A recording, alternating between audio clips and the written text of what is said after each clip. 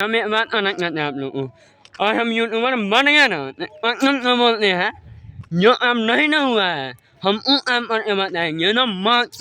जो नहीं हुआ है मतलब हम थोड़ा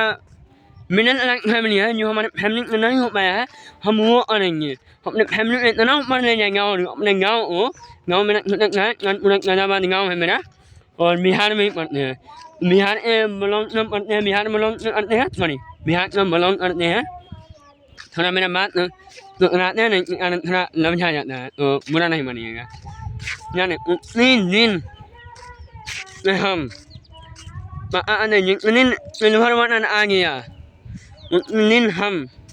इतना खुश होंगे आप लोग को हम वीडियो बनाए पक्का इंटरनेट पे डालेंगे